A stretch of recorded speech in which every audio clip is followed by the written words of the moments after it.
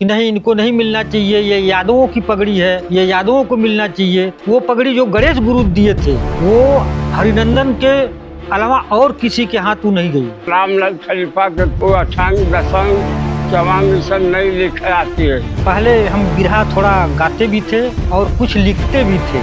बढ़िया रहलन दोनों जने, कोई चीज का दिक्कत तो नहीं दिलन हमने के। वो तो अच्छे लोकगीत बिरहा गाते थे, उनका मान सम्मान बहुत दूर तक था।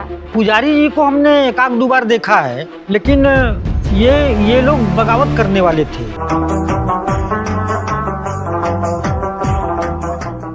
इस वीडियो के प्रायोजक हैं विजय बहादुर यादव, बिरहा प्रेमी और उद्योगपति, गुड़गांव, हरियाणा। मूल निवासी ग्राम रामसरपुर, रतुआ पार, अतरौलिया, आजमगढ़, उत्तर प्रदेश। सन 1900 के आसपास बनारस में कई लोग बिरहा गाने लगे थे और बिहारी के अनेक शिष्यों द्वारा बनारस में बिरहा की एक परंपरा ही शुरू कर दी गई थी। एक तरफ पत्तू, गणेश, रमन, सरजू थे, तो अंबिका भी उसमें धीरे धीरे जुड़ने लगे, लेकिन अंबिका का समय शुरू होता है 1925 के आसपास। 1925-30 के आसपास गणेश अपने उरूज पर थे। वे एक कुशल राजमिस्त्री के साथ एक बिरहा के उद्भट कवि के रूप में और गायक के रूप में बहुत नाम कमा चुके थे और धीरे धीरे उनके तमाम सारे शिष्य बनने लगे। उनके पहले शिष्यों में 3 लोगों का उल्लेख आता है। एक तो हरिनंदन सिंह पटेल, दूसरे रामलाल यादव और तीसरे सहदेव यादव। सहदेव के बारे में कहा जाता है कि वे गुरु गणेश के पहले शिष्य थे। हरिनंदन सिंह पटेल के पिता भी कवि थे और उन्होंने अपने जमाने में कजरी को काफी लिखा और कजरी के संस्कार उनके पुत्र हरिनंदन सिंह पटेल में भी आए। हरिनंदन सिंह पटेल का जन्म 1910 के आसपास गंगा के उस पार के कछार पर डुमरी नामक गांव में हुआ था और वहीं उन्होंने कुछ दर्जे तक पढ़ाई की। लगभग 5वीं के आसपास उनकी पढ़ाई हुई थी और वहां से निकलकर वे बनारस में आए और आज तथा गांडीव में टाइप सेटिंग के काम में उन्होंने महारत हासिल की। हरिनंदन स्वामी जी का जन्म के बारे में सही जानकारी तो हमें नहीं है, लेकिन एक अंदाजा बता रहे हैं कि 1910 के आसपास उनका जन्म रहा होगा, क्योंकि हमारी अवस्था उस समय ऐसी नहीं थी कि मतलब इस सब की जानकारी हमें हो। ना ही हमें किसी ने उनके जन्म के बारे में बताया। टाइप फोंड्री के मिस्त्री थे, टाइप जो होता है टाइप फोंड्री के मिस्त्री थे और वो 2 उस समय गांडीव प्रेस एवं आज प्रेस, ये दोनों को देखते थे, क्योंकि ये पुराने हैं। आज ये जो अमर उजाला वगैरह ये तो नए हैं, अभी कितने साल इनको भया होगा, लेकिन उस समय ये लोग नहीं थे। तो आज रहा और ये गांडीव रहा शाम वाले में, ये शाम को निकलता रहा गांडीव, सुबह में आज, तो ये दोनों प्रेस देखते थे। पहले अखबार एक एक अक्षर जोड़कर बनाए गए टाइपों के आधार पर छपते थे। यही काम हरिनंदन सिंह पटेल ने सीखा और एक समय वे आज में काम करते और दूसरे समय गांडीव में काम करते। ब्लॉक प्रिंटिंग के क्षेत्र में भी उन्होंने अभूतपूर्व काम किया और उनकी दिलचस्पी पढ़ने लिखने में लगातार बनी रही। उनकी बौद्धिक क्षमता भी लगातार विकसित होती रही। गुरु गणेश से उनके परिचय की प्रक्रिया बहुत दिलचस्प है। उनका परिचय बीबी हटिया के निवासी रामजियावन सरदार से था और रामजियावन सरदार ही उनको गुरु गणेश के पास ले गए। गुरु गणेश ने जब हरिनंदन सिंह पटेल से बातचीत की तब उनको समझ में आ गया कि यह युवा प्रतिभाशाली है और उन्होंने उनको बिरहा में आने की प्रेरणा दी। जल्दी ही हरिनंदन सिंह पटेल ने अपनी काव्य पंक्तियों से गुरु गणेश को प्रभावित किया और उनके लिखे बिरहे उनके अखाड़े के उस समय के सबसे उद्भट गायक सहदेव यादव गाने लगे। हरिनंदन सिंह पटेल जहां दार्शनिक चेतना से भरपूर थे, वहीं उनमें राष्ट्र चेतना भी थी। गुलामी के उस दौर में वे गांधी के आंदोलनों की तमाम सारी घटनाओं को अपने बिरहे और अपने लिखे गीतों में समाहित करने लगे और सहदेव खलीफा ने उनको गाया भी। कई बार उन लोगों को इस बात की धमकी भी मिली कि अगर इस तरह से गाओगे बजाओगे सरकार के खिलाफ तो जेल चले जाओगे, लेकिन न हरिनंदन सिंह पटेल ने लिखना छोड़ा, न सहदेव ने गाना छोड़ा। धीरे धीरे उन्होंने बहुत सारे बिरहे लिखे और उनके लिखे बिरहा गाने वालों की कतार भी धीरे धीरे बढ़ने लगी।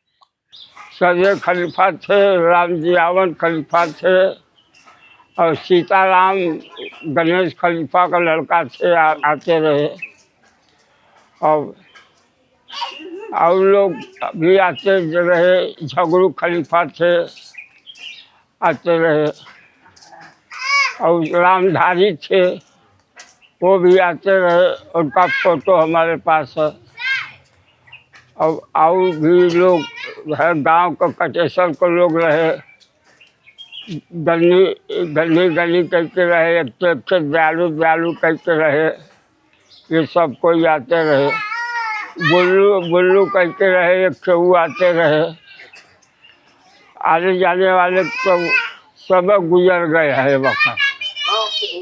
आज़ादी का समय आते आते गुरु गणेश अपने उम्र के अंतिम पड़ाव तक जा पहुंचे थे और उनको लग गया था कि अब लंबे समय तक उनका रहना मुश्किल है। इसलिए उन्होंने अपनी पगड़ी अपने शिष्य हरिनंदन सिंह पटेल को देने का तय किया।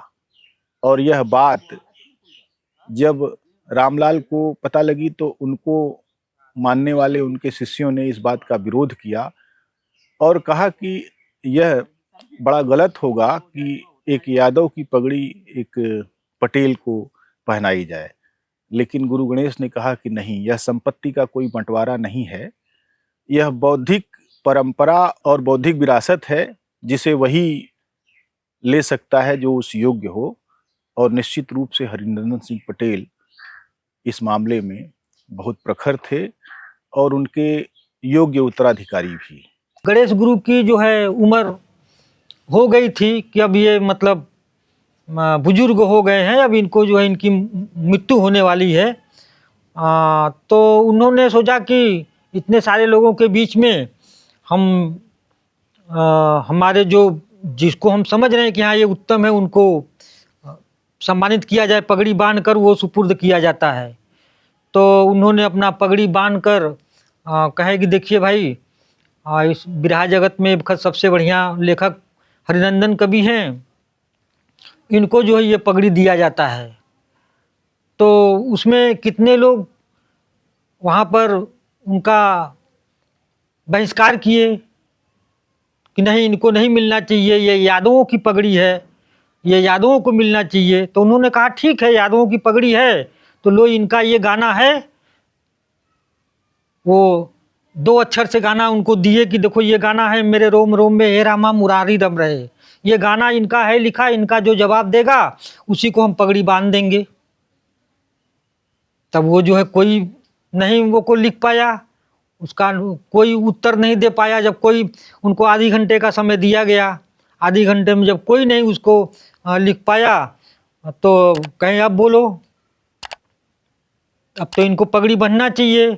तो पगड़ी बांध दिए। फिर भी लोग कुछ लोग विरोध किए कि नहीं, हम लोग नहीं इनको मानते हैं, हम अलग अपना प्रोग्राम करेंगे। तो उन्होंने वो कहे नहीं, जब तक हम हैं तब तक तो कोई कहीं नहीं जाएगा, और जब हमारे न रहने पर जिनको जहाँ इच्छा करे वहाँ पर वो अपना पूजा पाठ करें, हमको कोई इतराज़ नहीं है। तो जब तक वो जीवित रहे तब तक उनके पास ये 2 साल तक इनको पगड़ी बांधा गया गाय घाट में। कहा जाता है कि दोनों पक्षों में जब विरोध शुरू हुआ, रामजियावन सरदार ने गणेश खलीफा की पगड़ी उठा ली और वो डोमरी में आकर उन्होंने हरिनंदन सिंह पटेल को सौंपी और कहा कि अब से आप ही इस पगड़ी के हकदार हैं, आप ही अब इस अखाड़े के खलीफा हैं, आप ही इसको जैसे चाहेंगे चला लेंगे। जब वहाँ पर ये लोग तिरस्कार करने लगे तो रामजियावन सरदार जो थे, इनका दूध कटरा में कुछ दिनों तक देखे होंगे, वो दूध का भी चलता रहा और शरद बहार वगैरह इनका है। तो उस समय जो है उन्होंने वो जब बहिष्कार करने लगे लोग, तो ये इनके भक्त थे हरिनंदन गुरु जी के, तो उन्होंने कहा कि गुरु जी देखिए ये सब छीन लेंगे पगड़ी और अब वो हमको पगड़ी दीजिए, हम यहाँ से लेकर चलते हैं, अब यहाँ पर मतलब नहीं रहना है। तो वो पगड़ी लेकर जो वो चले आए। तो वो जब इस पार आए जानकी बाग में, यहाँ पर एक बगल में आगे जो है जानकी बाग स्थान है, तो उस स्थान पर जो है फिर वहाँ पर पूजा पाठ शुरू हुआ। वो जियावन सरदार जो रहे इनके बहुत अच्छे भक्त थे उस समय, सहदेव खलीफा, जियावन सरदार और भी आपके डाड़ी वगैरह के कितने लोगों का हमें नाम भी नहीं मालूम है, या जिनका नाम हमको थोड़ा बहुत याद है तो कुछ लोग का भूल गया है। उसमें जगन्नाथ भी रहे, ये लोग छोटे छोटे रहे, लेकिन ये लोग अपना उस पगड़ी को बाइज्जत अपने हाथ में लेकर, जो गणेश गुरु द्वारा जो पगड़ी हरिनंदन को बांधा गया था, वो पगड़ी को ये लोग वहाँ से लेकर बाइज्जत चले आए यहाँ इस पार, और यहाँ पर वो पगड़ी को इनको फिर बांधा जाने लगा। वो पगड़ी जो गणेश गुरु दिए थे, वो हरिनंदन के अलावा और किसी के हाथ वो नहीं गई। कुछ समय के बाद रामलाल जी और उनके शिष्यों ने इस विरोध को और तेज किया, कई तरह से बगावतें शुरू हुईं और रामलाल जी ने अपना अखाड़ा सिंघी ताली में शुरू किया। उनके अखाड़े के बहुत महान गायक रामखेलावन पुजारी भी हरिनंदन सिंह पटेल को पगड़ी दिए जाने के विरोध में बताए गए। पुजारी जी को हमने एक आध दो बार देखा है, लेकिन ये लोग बगावत करने वाले थे। हरिनंदन सिंह पटेल के शिष्यों की एक बड़ी परंपरा है, जिनमें पिंगलाचार्य रामधारी सिंह यादव, रामधारी यादव जैसे बड़े गायक तो थे ही, सहदेव यादव और उनके पुत्र रामदेव ने भी उनके यहाँ बिरहा सीखा था। गाजीपुर के रहने वाले शामू यादव भी उनके शिष्यों में थे, और इस तरीके से हरिनंदन सिंह पटेल का अखाड़ा भी बहुत जोम के साथ परवान चढ़ा। दूसरी तरफ रामलाल खलीफा राजमिस्त्री के काम से जब फुर्सत पाते और वे लिखते, तो अपने स्वाध्याय से जो उन्होंने सीखा था उसमें अगर कभी कोई कमी दिखती तो वे हरिनंदन सिंह पटेल के यहाँ आते और उनसे कहते कि आप मेरे गुरु हो जाइए। लेकिन हरिनंदन सिंह पटेल ने कहा कि नहीं, आप योग्य कवि और गायक हैं, आप अपने अखाड़े के सिरमौर हैं और आपको ही अपनी गद्दी संभालनी चाहिए। मैं बौद्धिक रूप से किसी भी तरह के सहयोग से आप पीछे नहीं रहूँगा। रामलाल खलीफा के वो अठांग दसंग चवांग ये सब नहीं लिखे आती है, तो हमारे पिता ने उनको समझाया, ये सब गाना अठांग दसंग चवांग ये सब लिखने बताया है। तो पिता के हमारे सिन्नी पान कहेंगे, खलीफा हम सिन्नी पान करो, आप तो गुरु मानो। कह नहीं, गुरु मत मानो, हम गुरु भाई रहो। हम गुरु भाई बना के रखा, अपने बगल में होने बैठा उठा और सेदा तुम्हें का बनाई तो होगा कुछ लिखे तो नहीं, तो लिखने कविताई बताऊँ लिखे कि एक ढंग से चवांग, एक ढंग से अठंग दसंग, ये सब ऐसे ऐसे लिखवा तभी एक रसंग हो जाएगी, एक चवांग हो जाएगी, एक दसंग हो जाएगी। यही वो बताते रहे। और इस तरीके से दोनों अखाड़े चलने लगे। जैसा कि माना जाता है कि अखाड़े अपने कवियों और गायकों के बल पर चलते हैं, तो जब तक रामधारी सिंह यादव पिंगलाचार्य और रामधारी यादव, सामू यादव जैसे गायक थे, तब तक हरिनंदन सिंह पटेल जी का अखाड़ा बहुत तेजी के साथ चला। लेकिन उसके बाद रामलाल के अखाड़े की मजबूती बढ़ती गई और धीरे धीरे वहाँ कई कवि और गायक पैदा हुए, जिनमें सबसे उल्लेखनीय नाम चंद्रिका यादव का है, जिन्होंने अपनी लेखनी से पूरे बिरहा जगत को चमत्कृत कर दिया और वे रामदेव को भी उसी तरफ ले गए। और रामदेव के आने के बाद तो रामलाल का अखाड़ा बनारस के बिरहा का एक बड़ा ही केंद्र बन गया और बहुत तेजी के साथ गणेश अखाड़े का नाम आगे बढ़ा। हरिनंदन सिंह पटेल छंद शास्त्र के अच्छे ज्ञाता थे और उन्होंने बहुत अलग तरीके की कविताएं और बिरहा गीत सब कुछ लिखा। कई विधाओं में काम करते हुए उन्होंने अपने जीवन को संपूर्ण किया, लेकिन अपने गुरु की तरह उनको भी लंबी आयु नहीं प्राप्त हो पाई। संभवतः 57 वर्ष की उम्र में 1967 में उनका निधन हो गया। उनकी मृत्यु तो सही हमको जानकारी नहीं है, लेकिन एक पूर्वानुमान के अनुसार हम बता रहे हैं कि 1968 में ही हुआ था, और किस दिन हुआ था ये नहीं बता सकते हैं हम। उसमें ऐसा है कि उनको उनके दांत में किसी तरह से खाने उने में कुछ ऐसा चीज़ चला गया जिससे वहाँ पर घाव चोट बना लिया, और उस चोट बनाकर उसमें जो है वो चोट ठीक नहीं हुआ, क्योंकि उस समय ऐसा रहा कि डॉक्टर नहीं थे, दवा भी नहीं था, आयुर्वेदी था, जड़ी बूटी था, और वो अंदर की बात है। अब वो जो है फिर उनको वो धीरे धीरे कैंसर बना लिया। और उन्होंने अपनी यादें बिरहा गायकों और कवियों के ऊपर बहुत गहराई से छोड़ी। उनकी मृत्यु के बाद उनके मझले बेटे उनके अखाड़े के वारिस हुए।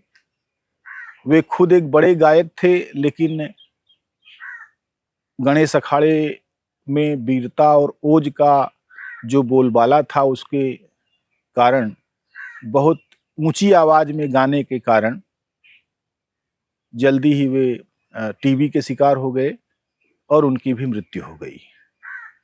उसके बाद फिलहाल हरिनंदन सिंह पटेल के अखाड़े की पगड़ी उनके सबसे छोटे पुत्र बैजनाथ सिंह पटेल के कंधों पर है। हमारे पिता जब गुजरे तब हमको गद्दी मिली। वो वक्त हमारी उम्र, पिता जब गुजरे थे तो वक्त 30 वर्ष के करीब उम्र। हरिनंदन सिंह पटेल के पौत्र छेदी बाबा एक अलग ही व्यक्तित्व के मालिक हैं। वे जल पर योग नाम से एक ऐसा योग करते हैं जिसमें पानी पर लंबे समय तक स्थिर रहकर अपने शरीर का संतुलन बनाए रखना पड़ता है, और इस मामले में उनकी ख्याति दूर दूर तक है और बड़े बड़े लोग उनके मुरीद और मुर्शिद हैं।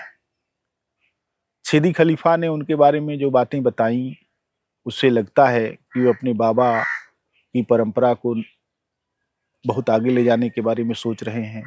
वे स्वयं एक अच्छे कवि और गायक भी हैं।